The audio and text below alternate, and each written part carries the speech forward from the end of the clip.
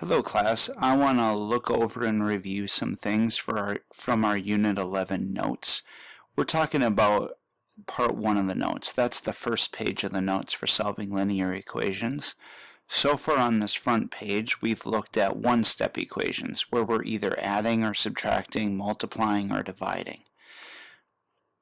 When we're solving these equations, remember that we are trying to figure out what x, or the variable, is. So our goal is to get x alone. How do we do this? Remember, we're doing the opposite operation. That means if we see multiply, we're going to divide. And we're going to do it to both sides. What we do to one side, we need to do to the other to keep it balanced. It does not mean that we're going to always switch the sign. That's only an add and subtract. What do we do first? Well, when we were combining like terms, we followed the order of operations, PEMDAS, parentheses, exponents, multiply, divide, add, and subtract. But now we're undoing the equation to find out what's missing, so we need to do it backwards. So our first step is to start with add and subtract. If we subtract, we're going to add to both sides. If we see add, we're going to subtract to both sides. The second step is to divide and multiply. If we see divide, we multiply. If we see multiply, we divide. Let's look at this equation. I've put it on top of a balance or a scale. To me, I think of a teeter-totter where we have two things on this side that are equal, and this fulcrum kind of serves as our picture of our equal sign, and they equal 9. So how much weight, or what do we need to put over here so that it's 9?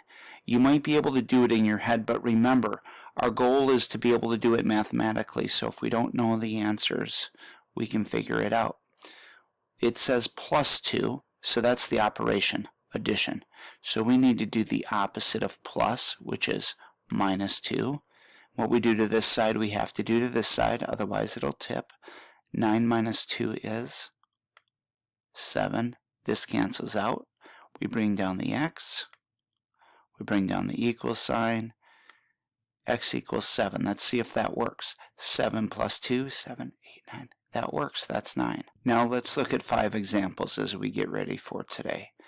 This says x minus 9. Remember, my goal is to get x alone, and I do that by doing the opposite operation. This is a subtraction operation, so I'm going to switch this to addition as I move the 9 away from the x. Now, I'm going to make sure that I always use my calculator, and if I need to, I can look back at the sample problem of my notes to see how to do it.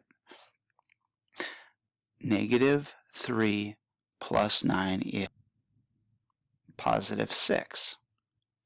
I bring down the equal sign, I bring down the x, and then I'm going to check to see if it works. 6 minus 9 is a negative 3 because there's more negatives in the 9 than there are positives in the 6. Let's look at another one on this page. I'm going to divide this in half, as I think of this as kind of my fulcrum, and this is on my teeter-totter, but you don't have to draw that line. What is the opposite of a negative 6?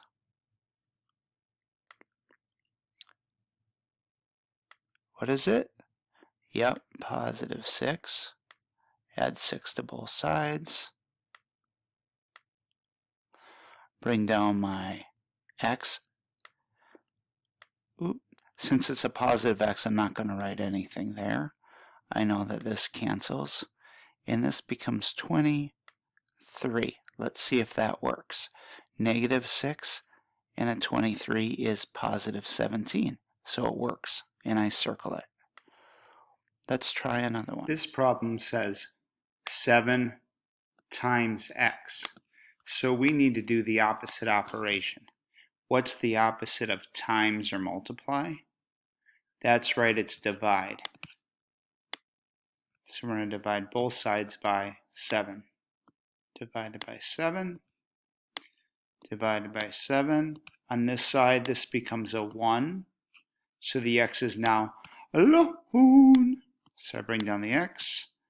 I bring down the equals, and I put 84 divided by 7 in my calculator. My answer is 12. That means 12 times 7 equals 84. Does that work? Yes, it does. So we're going to circle this with a heart to set our work apart. This says x divided by 4. So we need to ask ourselves, what is the opposite of divide? That's right, it's multiply. So we're going to multiply both sides by the number down here, which is 4. So that number also goes from here over to there. Right here it cancels because 4 divided by 4 is 1. 1 times the number doesn't affect this answer, so this goes away. X is again alone. And in our calculator, what's 16 times 4? That answer is 64. How do we check that? Again, we put 64 in for x, so that's 64 divided by 4. And yes, that's 16. Circle it with a heart to set our work apart. I want you to be careful on this one, and I want you to do what I do. We need to ask ourselves what it says first. And what this says is -3 times x. Or, written out, it says -3 times x. Remember, we need to do the opposite operation. The operation word here is times. We need to do the opposite of times. Only the opposite of times. The opposite of times is divide. So this needs to go below. That whole thing, -3. The negative belongs to the 3. The opposite operation is the opposite of times, but the -3 goes here because we need to get x alone. And the -3 goes over here. -3 divided by -3 gives us 1. So x comes down with the equal sign. And 36 times -3. Wait, Mr. Benson, you gotta divide over here too. Put that in our calculator. The answer of -12.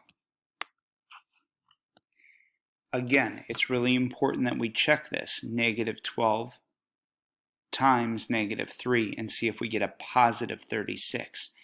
If you accidentally reverse the negative, you're not going to get 36, you're going to get -36, and that tells you you made an error and you need to go back and recheck. I rechecked, I got positive 36, so I'm going to circle this with a heart to set my work apart. Just to recap, this originally said 7 times x, so I need to do the opposite of times, which is divide. This one said x divided by 4. I need to do the opposite of divide, which is, again, times or multiply. And this one said -3 times x. So I need to do the opposite of times. I do not do the opposite of -3 because the operation is